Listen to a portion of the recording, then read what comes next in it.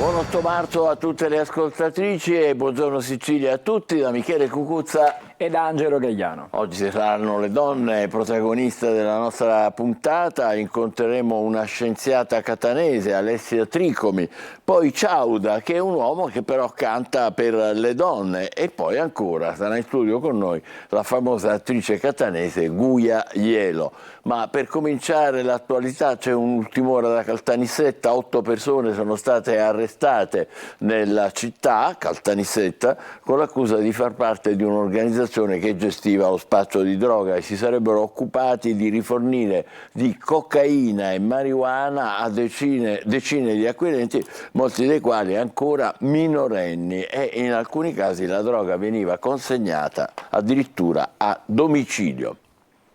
Queste le immagini che si riferiscono all'operazione di polizia antidroga a Caltanissetta con 8 arresti. Invece andiamo a Palermo, dove è stata scoperta una targa per Lia Pipitone, uccisa a soli 25 anni per mano mafiosa. È stato un cartello, per la verità, temporaneo. Il figlio dice: tutti devono sapere quello che era successo a mia madre. Uccisa per ordine dei boss e fra questi suo padre, per aver osato affrancarsi dalla cultura mafiosa di cui doveva essere parte per discendenza. Morì così nel corso di una finta rapina Lia Pipitone, assassinata il 23 settembre dell'83 in via Papa Sergio I, nel popolare quartiere dell'Arenella a Palermo. Eppure oggi per lo Stato Lia Pipitone non è una vittima innocente di mafia, proprio perché figlia di un boss. La legge impone che non si possa riconoscere lo status a chi ha un mafioso riconosciuto come tale parente fino al 4º grado. Un ostacolo insormontabile per la burocrazia, assurdo invece alla luce della sentenza per Libera, la cui delegazione palermitana ha posto una lapide provvisoria in ricordo di Lia Pipitone nel luogo dell'omicidio. Lia era figlia di un boss, ma con le sue pratiche, la sua azione quotidiana, le sue scelte di affrancarsi dal contesto familiare mafioso ha assolutamente determinato una cesura con quel contesto, e per questa ragione noi rivendichiamo per lei e per tutte le altre donne che hanno fatto questa scelta coraggiosa il diritto di essere riconosciute come vittime di patriarcato mafioso. Questa condizione di mancato riconoscimento pesa anche sui discendenti di Lia. Nelle scorse settimane il figlio Alessio si è visto rifiutare una domanda di assunzione quale figlio di vittima di mafia proprio perché sua madre non viene riconosciuta tale per la parentela. Insomma, essersi affrancata le è costato la vita, ma questo non le garantisce il riconoscimento di vittima. Il primo modo per combattere questo cancro che tutt'oggi affligge la nostra terra è quello della conoscenza. Si può combattere ciò che conosciamo. Quindi far conoscere a quante più persone possibili la vicenda che è accaduta a mamma è uno step fondamentale nella lotta contro la criminalità organizzata e la mafia. Il prossimo passo per tutti sarà ottenere l'apposizione di una lapide definitiva. Siamo a Palermo, lo stupro subito mi ha bruciato la vita, non gioisco per le condanne, non provo odio, ma dentro sono ormai una persona molto fragile. Ha detto queste parole Asia, la ragazza violentata dal branco a luglio a Palermo. Di sicuro mi rimangono dei flash orribili che quando ci penso, anzi sono diminuiti gli attacchi di panico, perché prima ne soffrivo molto spesso. Soprattutto la notte non riuscivo a dormire. A parlare è Asia, la ragazza violentata dal branco a Palermo la notte del 7 luglio scorso. È contenta di essere stata creduta, ma torna sull'episodio che le ha cambiato la vita e non riesce comunque a gioire per la prima condanna di uno dei suoi 7 aguzzini, il minorenne all'epoca dei fatti, che dovrà scontare 8 anni e 8 mesi di reclusione. Visto che tutti erano andati contro di me per via di tutti i giudizi che appunto avevo ricevuto, quindi su questo il fatto che sono contenta che mi hanno creduto, però d'altra parte sono sempre dei ragazzi della mia età e io non sono fatta così, che comunque non ho quest'odio contro nessuno, e mi dispiace che si siano bruciati così, ma come si sono bruciati loro la vita me la stavano bruciando a me, e in parte che me l'hanno bruciata. Asia adesso sta meglio, sta cercando di rifarsi una vita, anche se le ferite interne restano. Non vive a Palermo, anche se il suo cuore è rimasto in Sicilia, e quando pensa a quella notte infinita, tornano le lacrime. Mi dispiace che comunque sia successo tutto questo, soprattutto in primis ovviamente per me, perché se non fosse successo magari sarei attualmente una persona diversa e non tormentata quanto già comunque lo ero prima a causa di tutto ciò che si è susseguito nella mia vita, che diciamo non è mai stata così tanto comunque serena. Passiamo al calcio, ennesimo ribaltone in casa Catania, separazione consensuale con il tecnico Lucarelli che paga la pesante sconfitta di Avellino. La squadra è affidata a Zeoli e Banzetto. L'obiettivo è salvare la stagione. Si conclude l'avventura di Lucarelli sulla panchina del Catania, al suo posto Michele Zeoli. La terza esperienza del tecnico toscano nella sua carriera di allenatore alle pendici dell'Etna era cominciata con ben altri presupposti ed è naufragata sotto i colpi dell'Avellino. Sognava di riportare il Catania in B. Lucarelli l'ha condotto fino alla finale di Coppa Italia di Serie C, ma in campionato ha raccolto pochissimo, finendo con la squadra al limite della zona play-out dopo un mercato invernale che ha portato 13 giocatori nuovi. Nel post-gara di Avellino aveva richiamato all'unità di gruppo e ambiente, se ci sarà, non ne godrà lui. Risoluzione consensuale. Il vicepresidente Grella, attraverso un comunicato della società, ha dichiarato che non c'erano i presupposti per andare avanti insieme. E così ecco il ritorno di Zeoli, già componente dello staff tecnico, che raccoglie l'eredità come aveva fatto nel post Tabiani, dando l'idea del grande attaccamento che ha verso i colori rossazzurri. A novembre aveva guidato gli etnei fra l'era Tabiani e quella Lucarelli. 2 partite, una vittoria in Coppa con il Picerno e una sconfitta in campionato con il Cerignola. Con Lucarelli vanno via il vice Vanigli, il preparatore atletico Colombino e il preparatore dei portieri Spinosa. Zeoli invece porterà con sé come secondo Leo Vanzetto, protagonista l'anno scorso in Serie D con il Città di Sant'Agata, Giovanni Pretralia, preparatore atletico con pieni poteri, Maurizio Bonfatto alla preparazione dei portieri. Nomi del terzo cambio in panchina in casa etnea. Tabiani, il primo tecnico della C del nuovo Catania, aveva raccolto in campionato una media punti di 1,25. Lucarelli si è fermato a 1,17. Il successore è chiamato insomma a risollevare completamente una stagione che in campionato ha avuto un andamento solamente negativo. Angelo, vuoi cominciare da qui, la rassegna stampa siciliana? Ripartiamo proprio da questo cambio tecnico, di guida tecnica nel Catania con la Sicilia e leggiamo in prima pagina l'allenatore nel pallone. Il Catania cambia ancora, via Lucarelli, squadra affidata a Zeoli e Banzetto. Per ora Pippo Inzaghi è una suggestione forse per il futuro, ma leggiamo di più. Ecco qui, Zeoli e Banzetto cuori rossazzurri con il grande senso di appartenenza, promosso in B con i Gauci a Taranto. Il vice è stato tra i protagonisti del successo a Palermo nel 1993, nello staff pieni poteri anche al preparatore, il professore Petraia. Questi diciamo i volti del nuovo staff tecnico del Catania, con Michele Zeoli, Vanzetto il vice e poi vedete il professore Petralia e il preparatore atletico.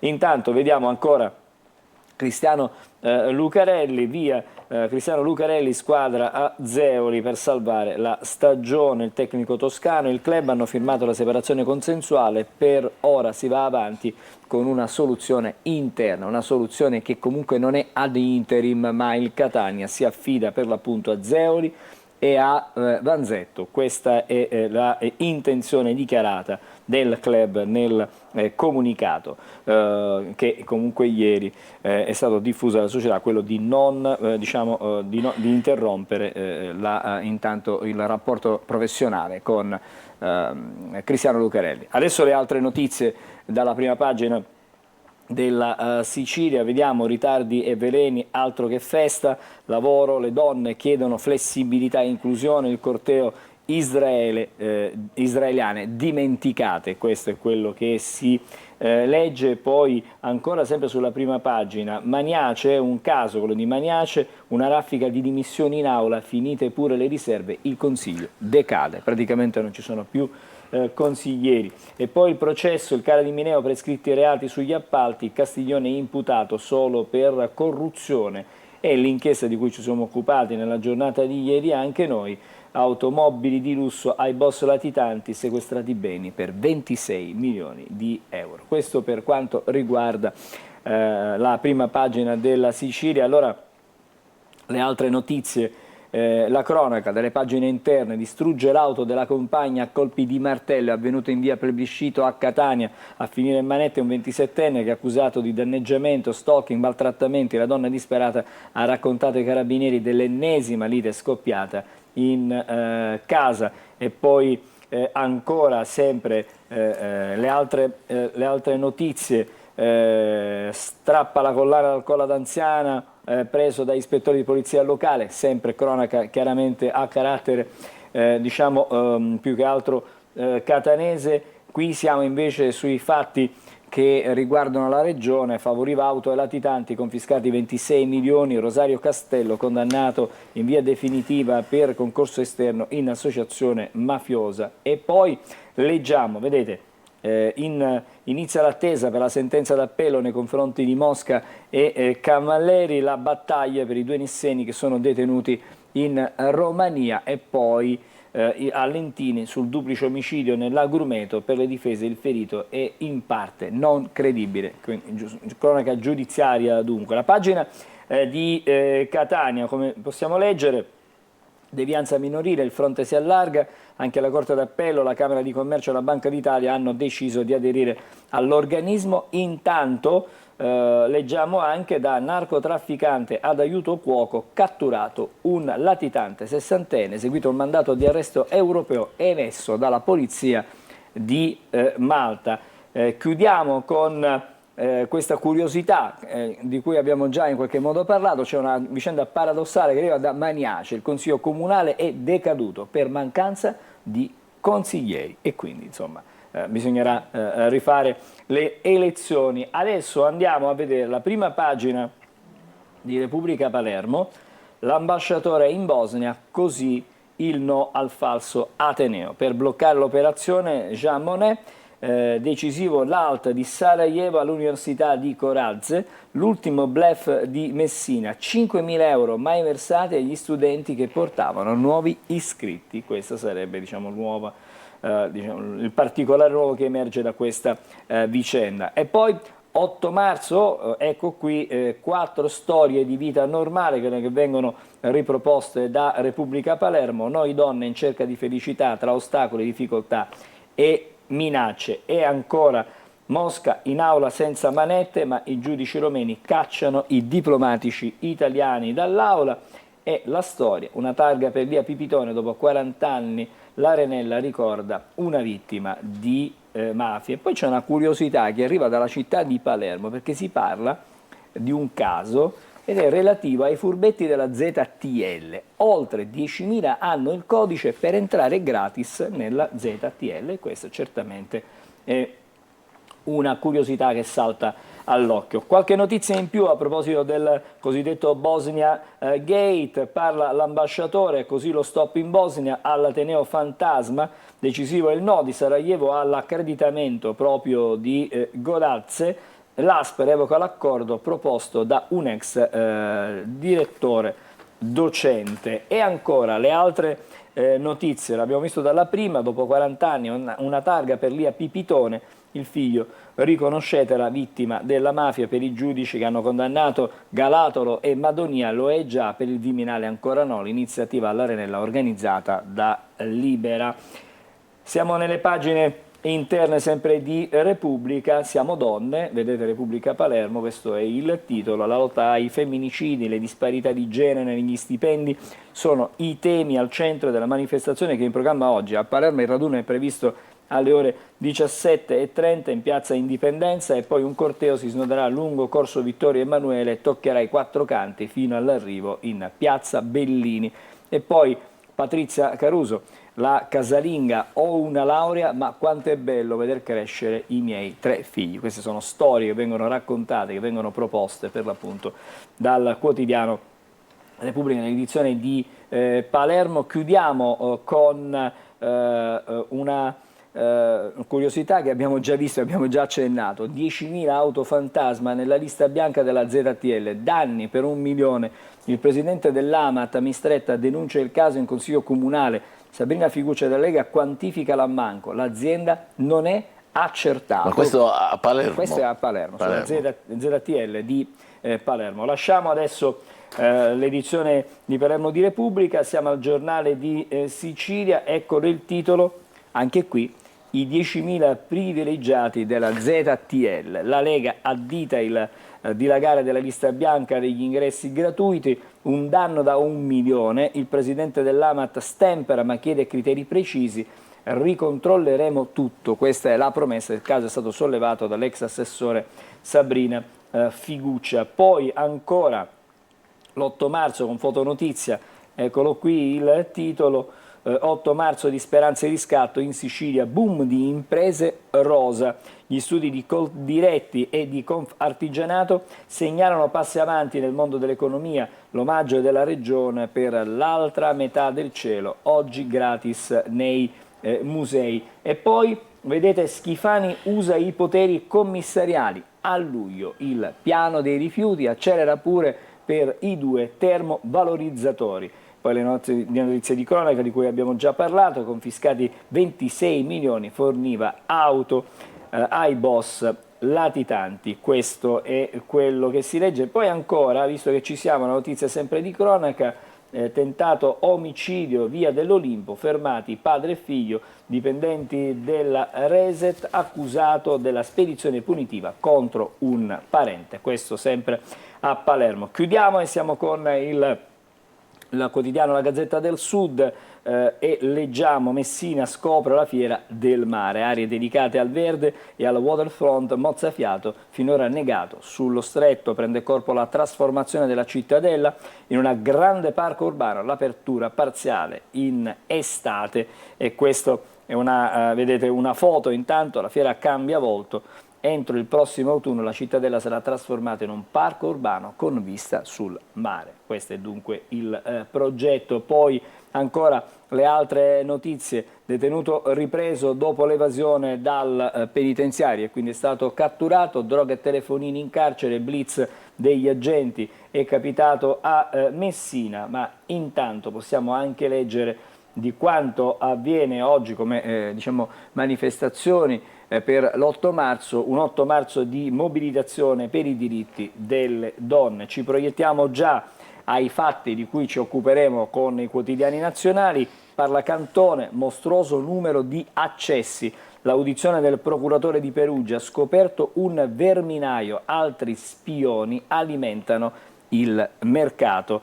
Approfondiremo i dossier di Striano sui fondi della Lega. Questo è quello che viene scritto stamattina su tutti i giornali, lo rivedremo fra non molto. E poi un'altra notizia anticipata ieri, comunque Fedez la difende, Ferragni joker sull'Espresso e lei querela. Questo insomma è il nuovo fronte per la Ferragni. Mi fermo qui per questo segmento di rassegna stampa. Tra poco la rassegna stampa nazionale, state con noi, buongiorno Sicilia.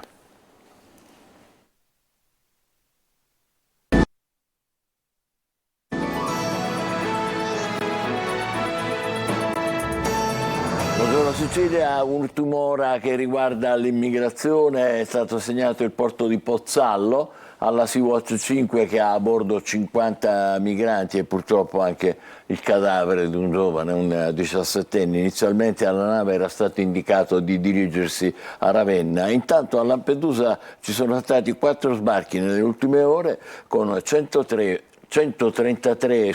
migranti approdati. Prego Angelo. Allora, siamo alla rassegna stampa nazionale. Stamattina il titolo su tutti, ma proprio tutti i quotidiani, è quello legato al dossieraggio, a questo nuovo scandalo, chiamiamolo così, spiati, numeri mostruosi. Cantone, anche un dossier sui fondi della Lega, l'ira di Salvini, fuori mandanti, il procuratore di Perugia sentito dall'antimafia, un verminaio Striano ha scaricato oltre 33.000 file. Allora, cerchiamo di capire qualcosina in più dalle pagine interne non solo del Corriere.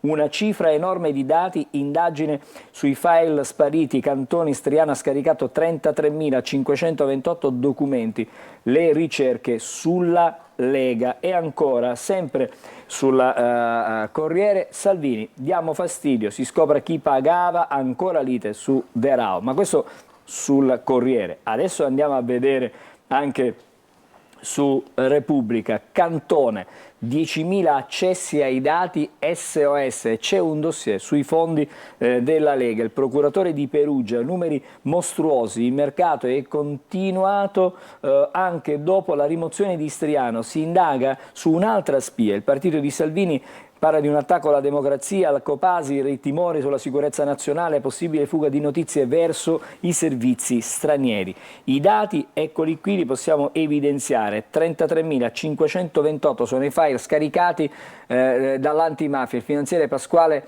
Striano ha acquisito documenti dalle banche dati dell'antimafia. Poi 165 i VIP, parliamo di VIP spiati, sono effettuate anche ricerche su persone mediamente esposte, quindi insomma si cercava di non tutto. solo politici, ecco. Esattamente, di tutto e di più. La stessa notizia, vedete, anche sulla Stampa di Torino, un dossier contro la Lega e spunta una seconda talpa. Questo lo scrive la Stampa. Le informazioni raccolte dal finanziere riguardano i fondi del partito. Salvini, adesso vogliamo sapere chi pagava e chi sono i mandanti, ma sempre ci sono le parole di Cantone ai politici spiati. Scoperto un verminaio, 10.000 accessi abusivi. Possiamo leggere il virgolettato: ci sono stati altri accessi durante questa fase e continuiamo ad averne di abusivi ad altre banche. C'è un sospetto forte,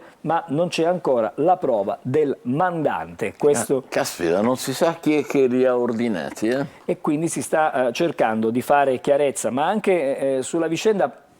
Interviene anche Avvenire stamattina, che scrive: dossier, il cerchio si allarga, Cantone all'antimafia, più di 10.000 accessi, c'era un pool ed il mercato non si è fermato, indagati 4 giornalisti che avrebbero commissionato le ricerche, deflaga il caso Dera. Loro parlano di 4 giornalisti. 4 giornalisti, questo è quello che dicono. Vediamo un po' di capirne qualcosa di più. Scaricati in 4 anni 33.000 file e il ricercato in nominativo di 1.531 persone. Sono numeri destinati comunque a crescere, scrive ancora il Ma non si sa i giornalisti di che testata sono, no? Almeno su quello che si legge, no. Così non vengono fatti, i nomi non vengono fatti, ma anche il tempo ad esempio sulla prima pagina scrive: il filo rosso, dai dossier Striano ai video hot fino a colpire Matteo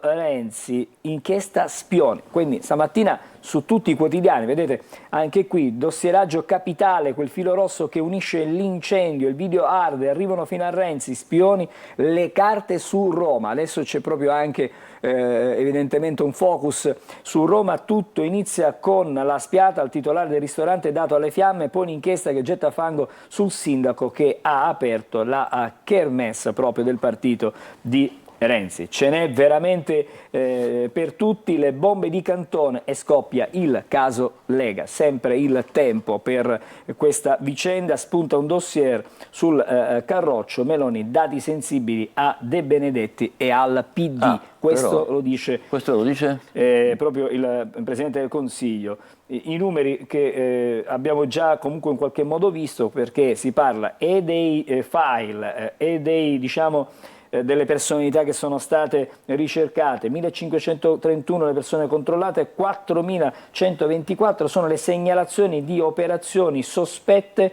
consultate dal sottotenente della Guardia di Finanza. Insomma, c'è davvero tantissimo su questo tema stamattina sui giornali. Adesso torniamo sulle altre prime e magari approfondiamo le altre notizie.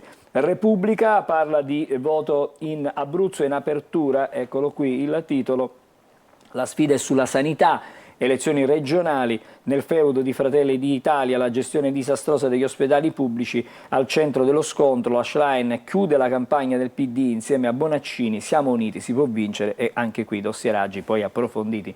8 marzo la civiltà delle donne di Maurizio Molinari. E poi notizia dall'estero, Gaza, c'è la mossa di Biden, un porto temporaneo per gli aiuti, questa è la sua idea. Un porto eccessivo, è un molo. Un molo per un approdo, insomma. E poi è una parola grossa. Esattamente. Poi la strategia di Mosca sul G7, l'operazione simpatia di Putin, ora arruola uno street artist, si chiama Yorit, è italiano. È napoletano, si chiama Ciro Cerullo, sì. Ecco il suo nome, assieme a Vladimir Putin. Gli ha detto ti abbraccio perché sei umano.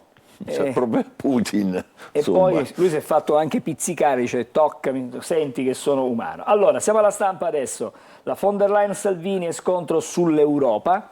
La commissaria, i sovranisti vogliono annientarci, la Lega, l'Unione Europea distrutta da voi. Anche qui vedete l'ultimo italiano alla corte di Putin riferito a questo street art.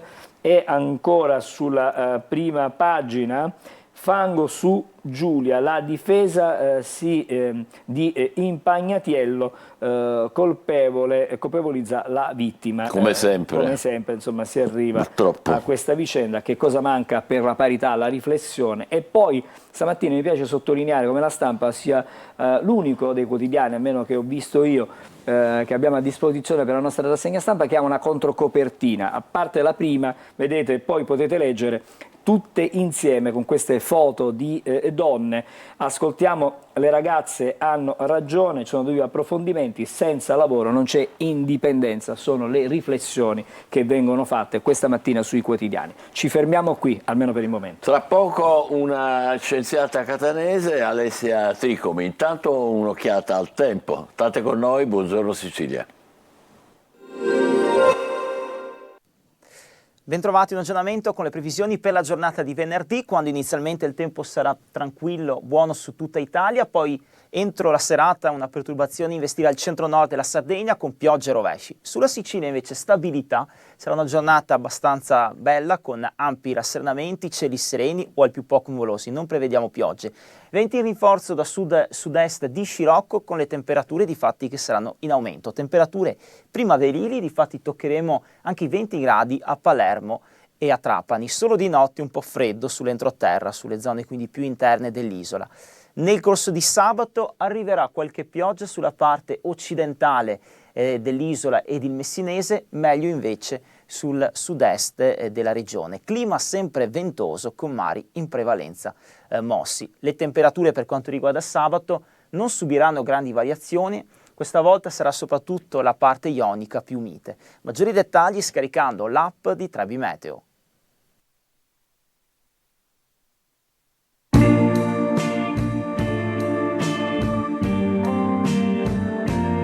Posso dirti ciò che sento da tempo? Dimmi.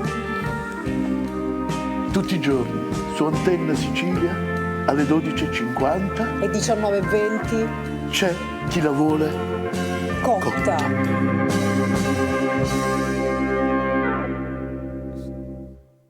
Ecco qua, stiamo già parlando di fisica delle particelle, di origine della materia con la nostra ospite Alessia Tricomi, scienziata catanese, professoressa di fisica appunto delle particelle all'Università di Catania.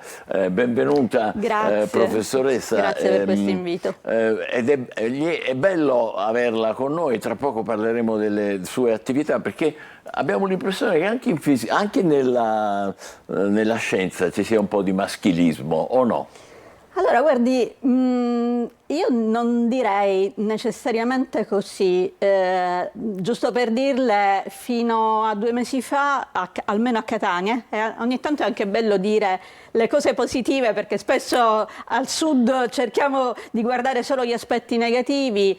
Su 3 istituti che si occupano di fisica, quindi il Dipartimento Universitario, l'Istituto Nazionale di Fisica Nucleare e l'INAF, l'Istituto Nazionale di Astrofisica, c'erano 3 direttrici donne più un direttore uomo dei Laboratori Nazionali del Sud, quindi 3 su 4 è un bel risultato. Questa denuncia, diciamo, tra virgolette, la fa oggi su uno dei quotidiani il Laboratorio Nazionale del Sud, di cui non ho la minima idea che cosa sia, però diceva c'è maschismo anche nella scienza, però ci fa piacere sentire la sua smentita.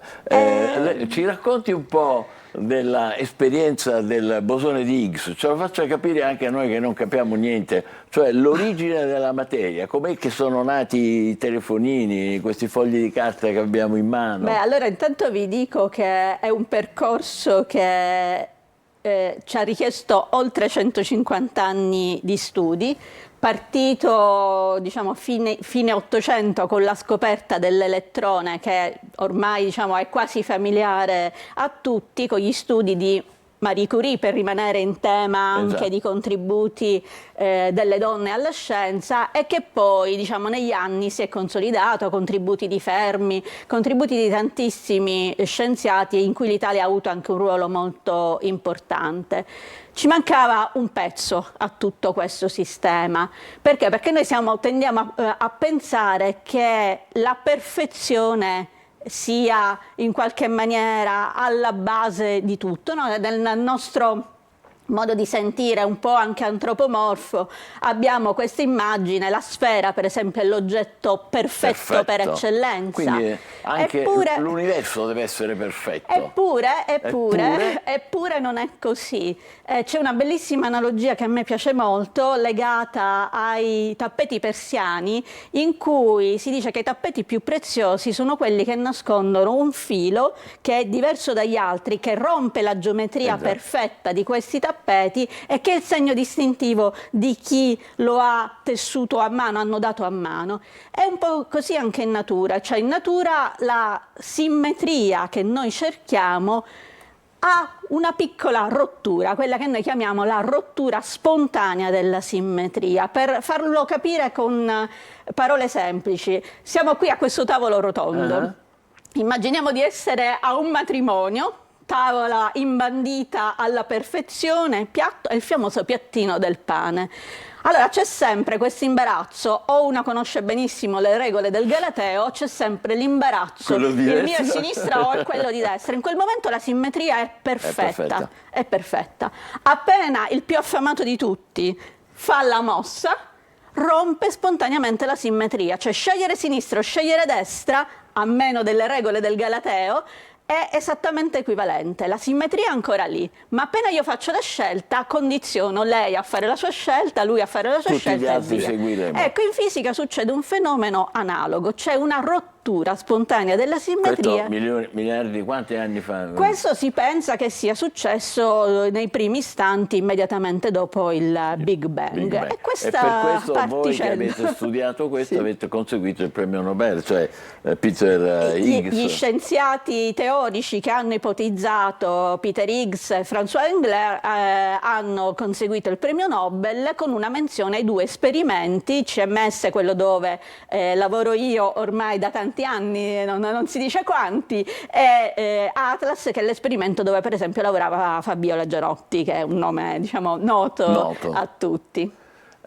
Insomma, siamo figli di un'imperfezione, è vero? Siamo figli di un'imperfezione. Che poi voi chiamate bosone, che è una parola difficilissima. Che cos'è che abbiamo scoperto di recente, professoressa? Più recente ancora? Più recentemente ci sono state diciamo varie scoperte. Un'altra scoperta per noi fondamentale è stata quella delle onde gravitazionali previste da Einstein all'inizio del Novecento, e su cui un po' tutti ormai cominciavamo ad avere qualche dubbio, ma che sono state scoperte meno di 10 anni fa. Gli anni passano velocemente, una pensa che sono quasi successo un paio d'anni, in realtà ne sono passati quasi 10, e che però hanno aperto tutto un nuovo settore, che è quello che noi chiamiamo la fisica dell'astronomia multimessaggera. Con questo termine intendiamo che utilizziamo varie informazioni che ci vengono dal cosmo per cercare di andare oltre l'universo, perché quel famoso bosone di Higgs così importante in realtà completa solo il 4% dei costituenti dell'universo, il 96% non lo sappiamo. Mamma mia. E questa è la parte più affascinante, però. Certo, cioè non conosciamo il 96% di quello che è il nostro universo, cioè non sappiamo fatto. Da cosa è costituito. Siamo veramente degli ignoranti, delle capre. Non siamo voi, degli ignoranti. No, siamo degli ignoranti, però questa è la parte secondo me più stimolante. L'essere coscienti di non sapere ci porta a voler progredire. E adesso su cosa puntiamo? Cosa vogliamo scoprire? Adesso vogliamo cominciare a scoprire almeno l'altro 20% circa, che è quello che noi chiamiamo la materia oscura, dark matter. Ah, sì, se ne parla spesso ed è molto oscura. È molto oscura anche per noi. Le posso dire che è molto oscura anche per noi. Ma che cos'è la materia oscura? Non ci basta quella già che abbiamo. Questo è un punto, noi diciamo diciamo anche lì un contributo fondamentale di una donna che ha portato alla prima ipotesi di questa esistenza alle prime ipotesi di questa esistenza della materia oscura, Vera Rubin, un'astronoma che osservando il moto delle galassie si rende conto che c'è qualche problema, un deficit apparente. Questo deficit lo possiamo spiegare o dicendo che le leggi di Newton e di Einstein della gravitazione sono sbagliate, però la scoperta delle onde gravitazionali sembra confermare tutto, oppure esiste una forma di materia non visibile, oscura non perché non la capiamo, anche, però il nome è perché non è visibile. Non è visibile. Non è visibile, noi normalmente vediamo tramite la luce o la radiazione. Questa materia non emette radiazione, quindi non è visibile in questo senso. E questa materia costituirebbe il grosso della materia, della parte di materia, perché come vi dicevo, quella che abbiamo scoperto con gli acceleratori, completandola col bosone di Higgs, è appena il 4%, mentre questa sarebbe circa il 20% di tutti i costituenti. Buon lavoro, professoressa. Grazie. Compresa anche però la pinta di scienze, perché questa è una cosa che mi incuriosisce molto. La pinta, noi siamo abituati, è la cosa della birra, no? Ed è la birra, birra. Sono 3 giorni che organizziamo ogni anno a circa metà maggio, un lunedì, un martedì, un mercoledì, in cui ricercatori di varie discipline scientifiche, non solo fisica, ma anche biologia, chimica, informatica, eccetera, andiamo nei pub delle varie città in centro storico. Non solo in Italia. Non solo in Italia, in tutti i continenti. Sono oltre 400 città sparse su tutti i continenti. In Europa c'è una grossissima, diciamo, presenza. E parliamo di scienza in maniera informale davanti a un boccale di birra, che è un modo, secondo me, molto carino per entrare in contatto con le persone. Cioè, gli scienziati ovviamente abbiamo un nostro linguaggio, siamo un po' nerd in alcune circostanze, però in queste occasioni usciamo dai nostri laboratori e condividiamo le nostre ricerche con il grande pubblico. Grazie forse anche alla pinta. Grazie alla pinta. Noi da un lato e le persone dall'altro, a quel punto ci si capisce. Oppure non ci si capisce affatto, ma non ce ne accorgiamo. Con moderazione, ma ci si capisce. Professoressa, sono tante le studentesse a fisica? Allora, lì mi riallaccio, diciamo, al discorso di prima. Cioè, io non credo più che sia tanto un mondo maschilista, quanto sia difficile per le donne invece fare carriera. Proprio per un problema anche organizzativo. All'inizio le studentesse partono più o meno quanto gli studenti, poco meno, e spesso devo dire che almeno agli esami, diciamo mediamente, sono anche più precise, più preparate, molto brave, o comunque diciamo pari. Poi cominciano a diminuire al dottorato, poi ancora di meno ricercatrici. Diminuire perché? Perché probabilmente c'è un aspetto legato... Ritirano? Sì, non si presentano, sono meno perché c'è l'aspetto della famiglia, c'è chiaramente un aspetto biologico nella donna che fa carriera, che a un certo punto ha delle difficoltà. Cioè a noi manca, secondo me, un supporto tipo asili nido, eccetera, che possano consentire alle donne che vogliono fare carriera, non solo nell'ambito ricerca, ma in generale, di vivere contemporaneamente la loro professionalità e la loro vita anche di donna.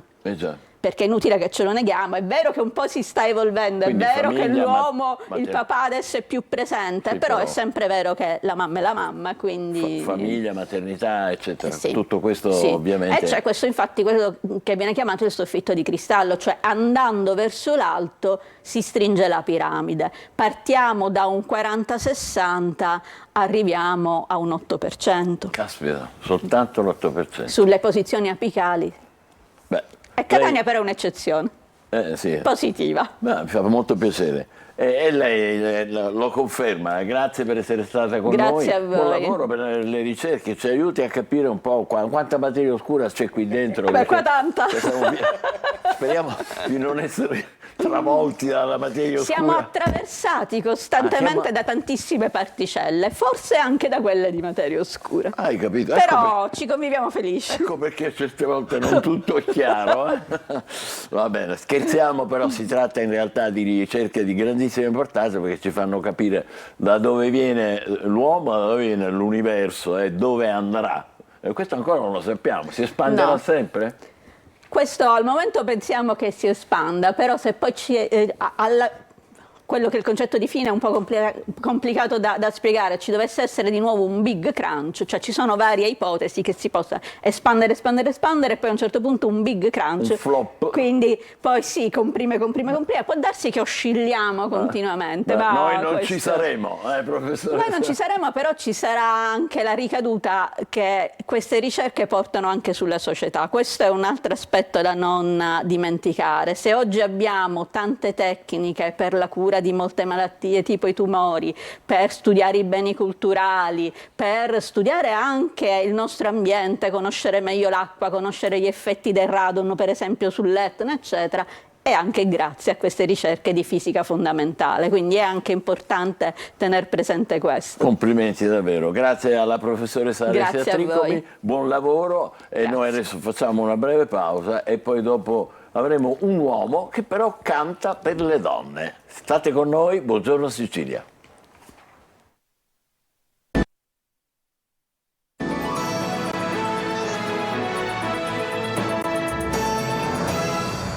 C'è una notizia di poco fa, bene, per 3 milioni di euro sono stati confiscati dalla DIA, la Direzione Investigativa Antimafia di Catania, al titolare di un'azienda che opera nel settore del commercio di materie plastiche, nella raccolta di rifiuti a Ragusa, un imprenditore che era già stato condannato per traffico di droga e avrebbe strutturato le proprie attività economiche avvalendosi dell'appoggio di esponenti del clan Carbonaro dominante ritenuto vicino alla Stidda. Tutto questo a Ragusa, sequestro di 3 milioni di euro. Noi, come sempre, ogni giorno aggiungiamo, come dire, le notizie dell'ultima ora alla nostra scaletta, che in questo caso prevede l'incontro con Emanuele Di Giorgio, un uomo che canta per le donne, in arte Ciaudà.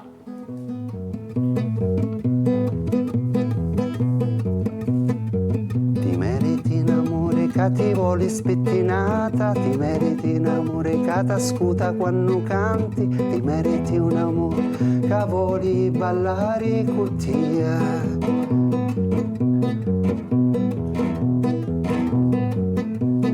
Calemano, i soccori, calemano, i soccori, calemano, i soccori, l'amore non ave pacioni. Come l'amore, tutti pari si sentono i bacioni, come l'amore, tutti pari si sentono i bacioni. Complimenti, complimenti a Ciaudà. Adesso rientriamo con l'audio normale, per favore. Ciaudà, l'amore non ave pacioni. Che canzone è? Che cosa vuole dire? Dedicata alle donne o dedicata un po' a tutti? Ma questa è una tarantella che abbiamo voluto dedicare, è un omaggio alle donne che soffrono, alle donne che ogni giorno combattono per i propri diritti, per la propria libertà. Abbiamo pensato di fare questa canzone anche un po', come dire, ritmata, cioè, perché non è facile trattare certi argomenti, essere, come dire, fluidi, no? Vabbè, intanto stiamo vedendo anche momenti di un video, lei si è fatto anche un bel video qua, sì. Siamo dalle parti di Catania, se non sbaglio, via Crociferi. Abbiamo fatto in via Crociferi. Allora, però c'ha anche delle magliette, che cosa c'hanno? Allora, questa qua è una maglietta che c'è in studio. Ho pensato di regalarti una maglietta, tu, quale colore, cioè l'amore non ave passione, ecco. Vediamo lui, Ciaudà, sì. L'amore non ave passioni. Ecco. Questa è la maglietta che abbiamo pensato, ho detto ne porto 2 colori, così magari la scegli. Quale colore scegli tu? Questa qua. Questa qua. Questa è bellissima, grazie. Ok, grazie. E l'altra per Angelo, l'altra gliela diamo a lui. Cioè, faccio io da tramite. L'amore non ave passione, perché vuol dire che non c'è nessuno che comanda, no? È questo più o meno che capisco, o no? Non c'è che, perché io dico, cioè, che nella canzone dico che l'amore è un cuore che batte un poco più forte. cioè senza preavviso. Cioè, l'amore non è una cosa che tu puoi comprare o puoi possedere così. L'amore è libero e nasce spontaneo. E quindi abbiamo pensato di fare questo video, di fare questa canzone per lanciare questo messaggio per le donne, ma non solo per le donne, perché l'amore è una cosa che appartiene a tutti, l'amore ma anche agli uomini, io dico un messaggio anche per gli uomini, soprattutto per gli uomini che dovrebbero essere un attimo un pochettino più riflessivi e stare attenti, perché c'è un tratto nella canzone che diciamo cale manu, perché c'è un momento in cui esce questa parte animale nell'uomo che bisogna frenare, perché altrimenti succedono guai. In un momento di ira, io quello che consiglio a tutti gli uomini hai un momento di rabbia, esci fuori, fatti un giro, ritorna fra un giorno, ma frena quelli che sono questi impulsi così bellissimo animali. Questo messaggio, bellissimo perché viene dal cantautore siciliano e da un uomo che dice agli altri uomini: tocca a noi adesso, come dire, darci una calmata. Assolutamente giusto, sì. no? Qual è la sua storia? Ciaudà. Ma io sono un cantautore, cioè ho realizzato, ho pubblicato 3 album, si tratta di una trilogia intitolata Unne, pubblicata divisa in 3 pubblicazioni. Diciamo, ora sto facendo il nuovo album, questo album diciamo che è un po' diverso rispetto ai primi 3 album, perché richiama i ritmi della nostra tarantella siciliana, ma i testi anche multilingue. C'è una sorta di contaminazione con quelle che sono le musiche del mondo. Con me suona una ragazza della Colombia. E questo come si chiama questa composizione? Ha un titolo? Perché abbiamo visto il video poco fa, vediamo, magari lo possiamo risentire audio e video, per favore. Ora è il momento di sentirlo. Esatto. Audio e video, per favore. L'amore non ave passioni, come l'amore, tutti i pari si sentono i passioni, come l'amore, tutti i pari si sentono i passioni.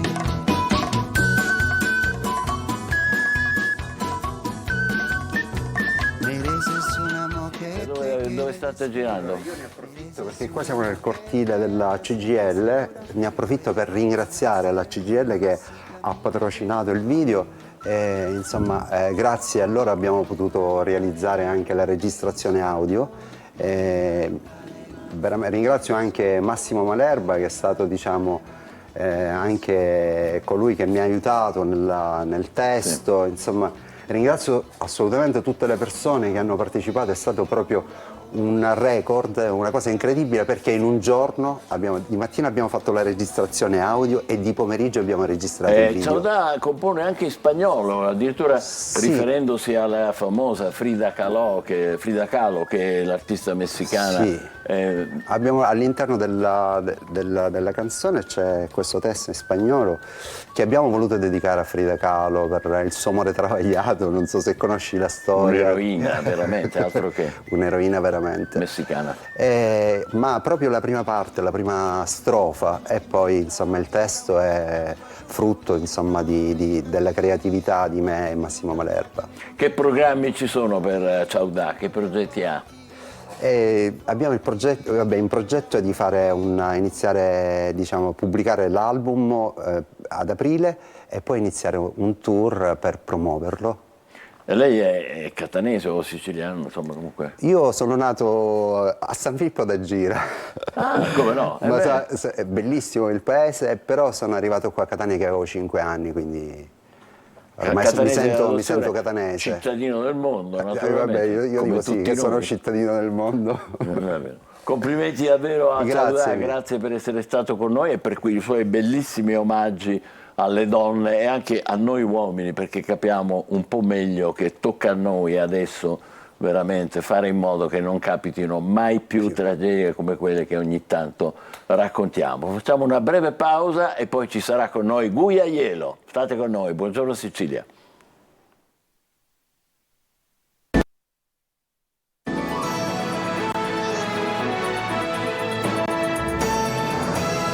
Stiamo già ridendo perché siamo felici di avere con noi Guy Aiello. Il giorno dell'8 marzo è il momento, come dire, è il tuo giorno per eccellenza. Vai. E facciamo che il 9 marzo diventa la festa del mascolo. Ah. Poverini, cioè. Però io ho una figlia femmina e un figlio maschio. Giovanna Adelaide, mi raccomando Giovanna, Giorgianni Aiello. Non siamo in Brasile, il mio cognome non conta più niente.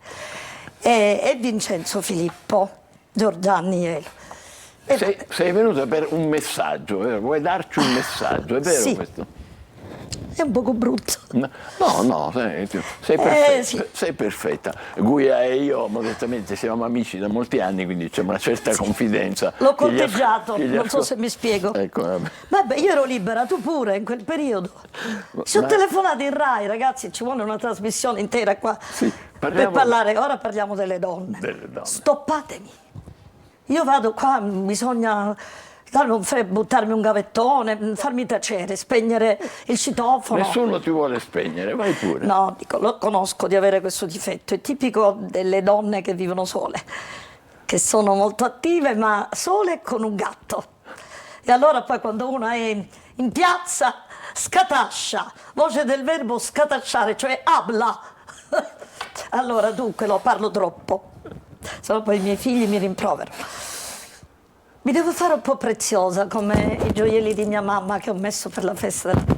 Bellissimi. Attenzione che però scatasci il microfono. Fa rumore. Non scatasciare il microfono. Guarda, ormai ho imparato questo termine. Ecco. Allora, è inutile dire che dedico questo mio euforismo, questo mio andare sulle righe, sempre alle donne. Allora, rimprovero. Non so quanto tempo ho, ce l'ho fino a mezzanotte, possiamo stare. Allora, qualche minuto.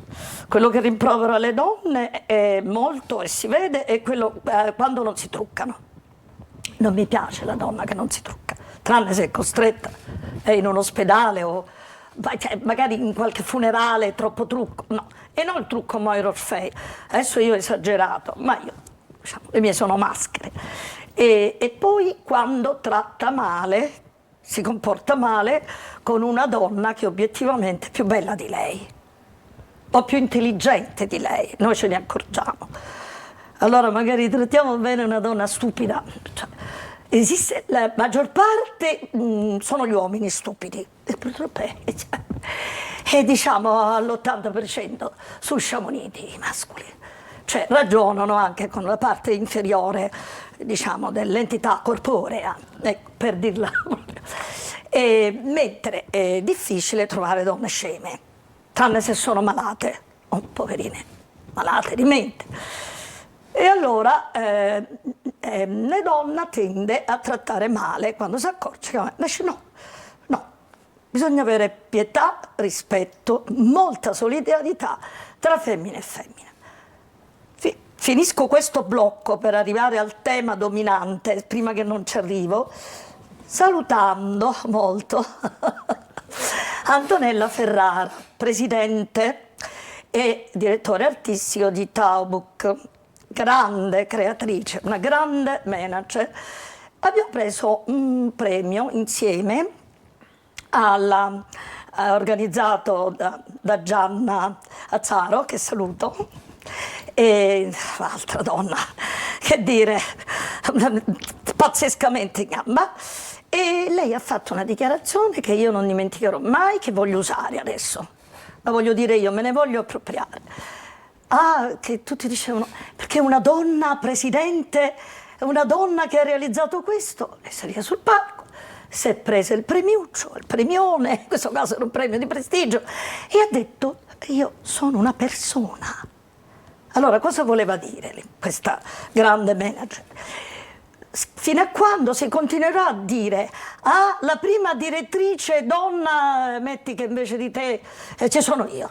improvvisamente mi fanno direttore qua del TG. Ah, che poi non è vero in questo caso. La prima presidente del Senato, la prima presidente della Repubblica, la prima papa. Sto andando sull'assurdo come sono solita fare io e i miei spettacoli. Allora non siamo uguali, allora c'è della distinzione. Allora siamo ancora le femmine e i maschi. Non è così. Noi dobbiamo fare gli stronzi e i buoni, in genere, gli onesti e i disonesti, gli intelligenti e i cretini, gli animalisti e i non animalisti. Che so, quanti aggettivi ci possono essere. Ma non uomini e donne. No, fino a quando diciamo, la prima presidente sempre nei media fanno questo. A proposito dei media, dunque, questo è il tema dominante. Allora, dunque, ogni tanto ci infilo sta cosa a Pasqua senza... Dov'è la telecamera? Scusi, mi guardi nella palla degli occhi. Mi odieranno i macellai. Vabbè, avete tante altre cose da vendere. Io capisco che l'uomo è onnivoro. Gli agnelli per Pasqua non ve li mangiate. Soffrono moltissimo, prima, durante e dopo, mentre li mangiate. Non ne avete idea di quanto piangono quando gli mettono il timbro. Non ve li mangiate. Dunque, io ho visto un quadro di Elisabetta. Mi diceva Edoardo che forse lo mandava questo quadro interessante. Sì, lo vediamo adesso. Dunque, guarda. Andiamolo, eccolo qua, questo qui. Allora, così ne approfitto per non sbagliare il nome. Elisabetta Sirani, dicendo 100 anni fa. Timoclea, cosa fa Timoclea? Timoclea. Donne nella guerra.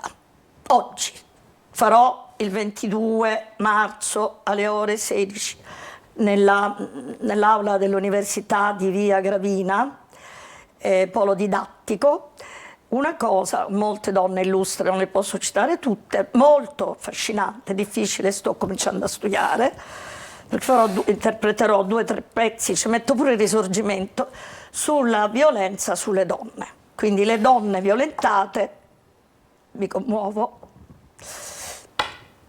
e le donne nella pace. Io rimprovero i media nazionali. Adeguatevi a questo mio rimprovero. Non ne parlano abbastanza. Si parla sempre della vittima d'uomo, ragazzo che è stato sequestrato, che è stato torturato. Per carità, mi levo tanto di cappello e soffro anche per questo.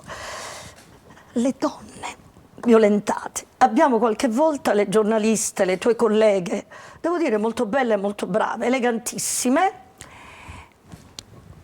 No, toccate. Sono state violentate quelle donne. Con un sorriso, per cortesia. Siamo donne, possiamo piangere noi donne. Qualche lacrimuccia.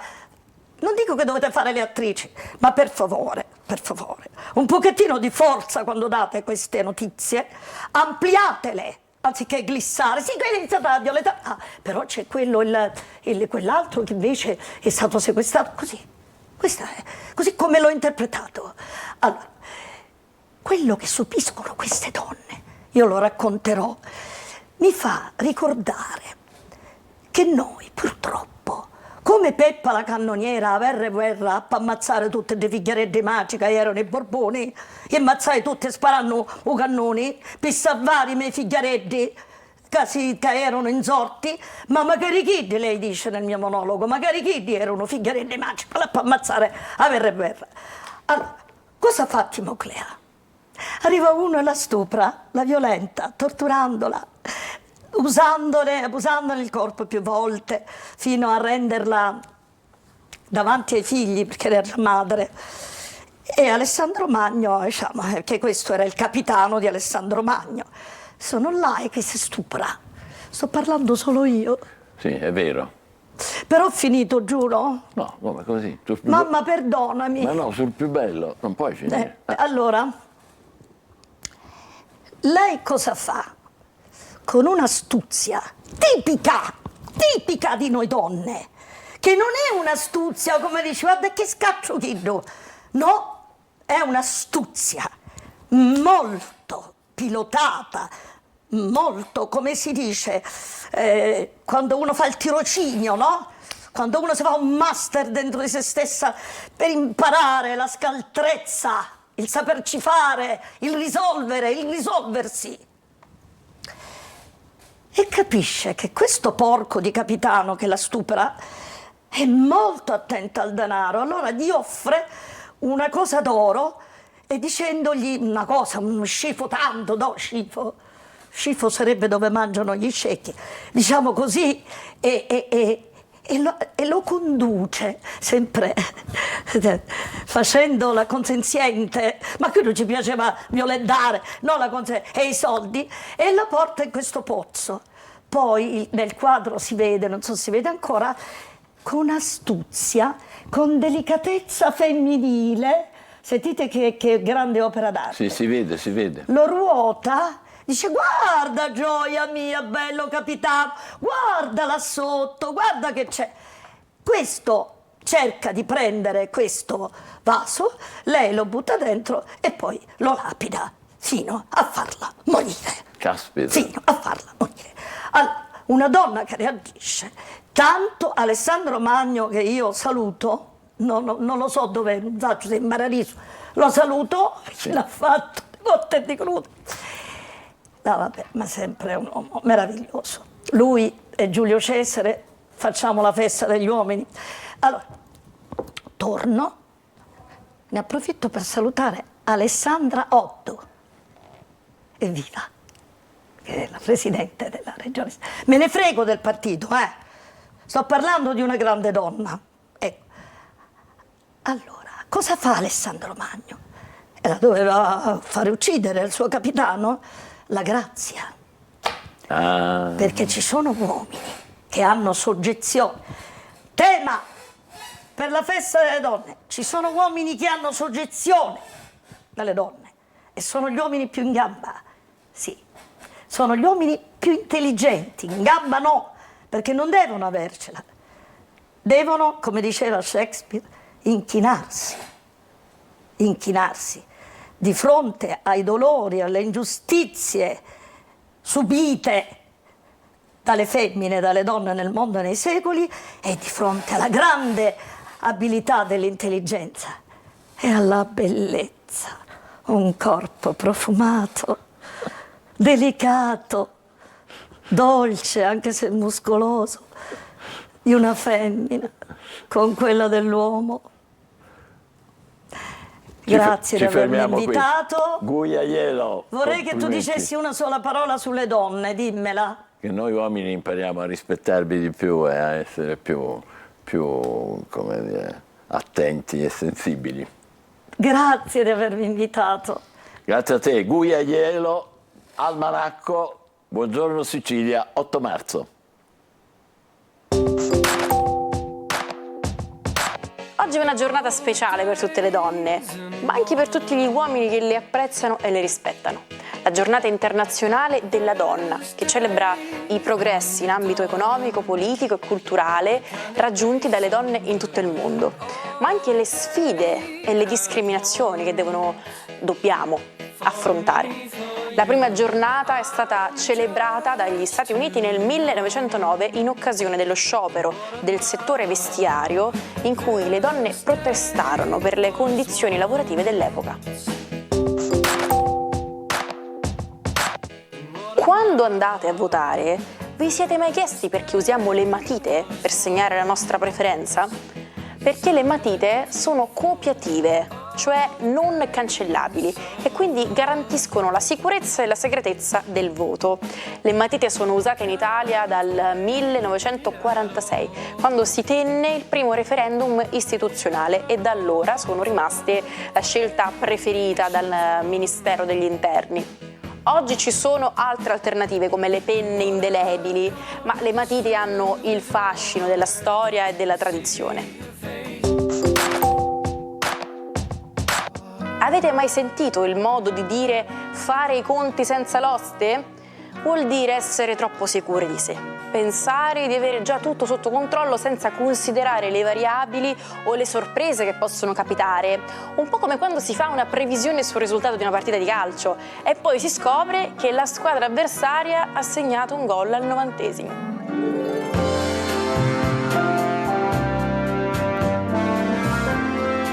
Momento delle stelle con Marco Amato, questo 8 marzo, che dicono le stelle? Aspetta, questa è una tazzina, beh, come dire, di un certo rilievo, eh? Un omaggio a tutte le donne. Auguri signore. Buongiorno Sicilia. Buongiorno. E buon caffè ragazzo, eh? Allora, che ci racconti oggi? Oggi che è la festa delle donne. Oggi è venerdì e quindi vi lascio le previsioni astrologiche per tutto il weekend. Un 8 marzo assolutamente tutto al femminile, proprio perché oggi è proprio la dea Luna che si congiunge in Acquario con Marte e Venere, il che significa che è pronto un momento zodiacale dedicato assolutamente alla relazione, all'amore, alla femminilità, ma c'è anche Marte. Auguri quindi anche a tutti gli uomini che in ogni donna vedono il dono più bello che la vita ci possa fare. Ognuno ne ha una speciale o più di una. Quindi auguri agli uomini e alle donne che sanno rispettarsi e amarsi.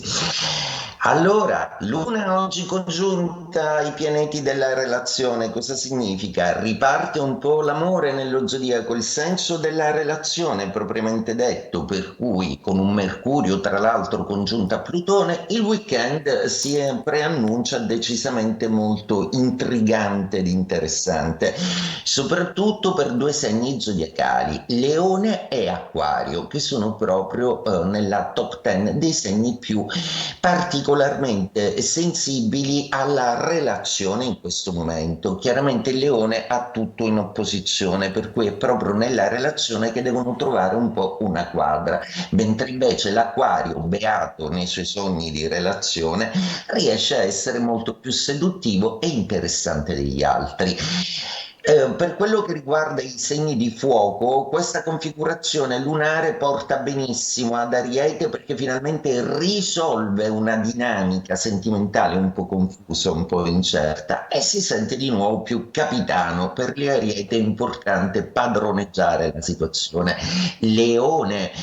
In questo senso, appunto, come dicevo prima, la Luna è in opposizione, per cui il problema della relazione è fortemente sentito e soprattutto enucleato come una diversità. Trovare la quadra tra il partner e il soggetto Leone oggi sarà fondamentale.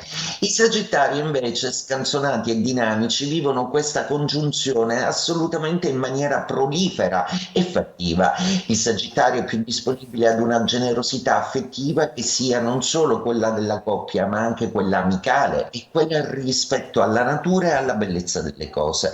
Il Sagittario, vi ricordo, che è il segno più connesso alla spiritualità, all'anima delle cose e alla bellezza naturale. I Terra con questa congiunzione tentano di elucubrare un po', di fare il punto della situazione, soprattutto Toro e Vergine, che tendono più che altro ad avere delle remore e di insicurezza i Toro, che risolveranno però con un dialogo con il partner, e i Vergine che devono valutare un po' la presenza affettiva nella loro vita, quanto realmente incide e quanto realmente manca a chi è single. Capricorno invece, con tutto in seconda casa, la prospettiva è assolutamente meravigliosa. Come sempre ripeto, da quando è iniziato l'anno, il Capricorno ha un oroscopo bellissimo per tutto il 2024, quindi cari Capricorno, amate, amatevi e soprattutto chi ha un Capricorno nella sua vita se lo tenga stretto. Quest'anno è l'anno di una creazione immensa di tantissime cose interessanti. Gli Acqua, i Cancro, gli Scorpione e i Pesci. Con questa congiunzione un po' confuso il Pesci, proprio perché c'è molta carne al fuoco e devono distribuirsi su tutta una serie di impegni affettivi notevoli, ma con la loro dolcezza assolutamente riusciranno a fare contenti tutti, forse un po' meno se stessi, e devono riflettere un po' i pesci proprio su quest'area, amare se stessi ed essere contenti per se stessi. Cancro, sempre un po' altalenante questa congiunzione che avviene in gradi zodiacali alquanto distanti, sembrano comunque eccitare fortemente il Cancro, che si sente però ancora un po' distante da tutta una serie di faccende affettive. Per questo recupererà alla grande in questo weekend fatto di passione e seduzione. Scorpione, a proposito di passione, intenso come al solito, lo Scorpione si sperimenta e si cimenta in tutta una serie di affettività e slanci assolutamente inediti. È uno Scorpione libero, uno Scorpione che finalmente non si chiede più cosa deve fare o quanto deve fare per raggiungere una meta. È uno Scorpione che finalmente si restituisce la sicurezza degli affetti. Gemelli, Bilancia, Acquario, la terna d'aria con la quale chiudo. I gemelli sono assolutamente alla ricerca di un interlocutore adatto. Per chi è gemelli single è un momento d'oro da utilizzare benissimo, proprio perché siete tra i più affascinanti dello zodiaco. Bilancia, a voi il fascino non manca certamente, siete sempre piacenti e piacevoli, ma insoddisfatti alquanto, e questa luna vi ispira molto in termini affettivi e familiari. Oggi è una giornata in cui i Bilancia preferiranno dedicare più affetto a familiari e ad affetti sicuri, piuttosto che cercare nell'intermundia un amore nuovo, mentre invece per chi è in coppia c'è una celebrazione affettiva di uno storico importante.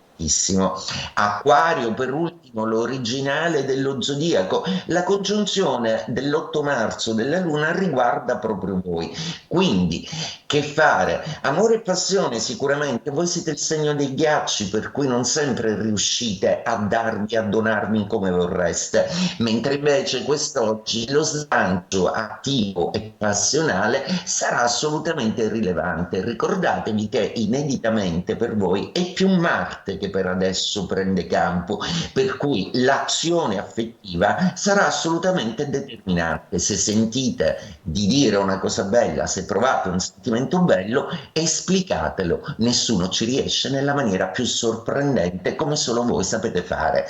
E detto questo, ancora auguri a tutte le donne in ascolto e auguri a tutti gli uomini che abbiamo una donna speciale nella nostra vita. Buon 8 marzo! Evviva, grazie al nostro Marco Amato, buon 8 marzo ancora. C'è qualche notizia a cui dare un'occhiata? A proposito di 8 marzo, sono 3 donne che vengono messe in primo piano stamattina, lo fa il quotidiano Il Messaggero, la direttrice d'orchestra Speranza Scappucci che dice che sono troppo poche le donne nella musica, poi c'è la fondatrice di Mare Vivo che si batte perché insomma l'ecosistema venga rispettato, e poi c'è Samantha Cristoforetti che tutti stanno attorno a lei, insomma una grandissima diciamo, astronauta che porta davvero alto l'onore dell'Italia e delle donne italiane. Buon weekend a tutte le ascoltatrici e a tutti voi.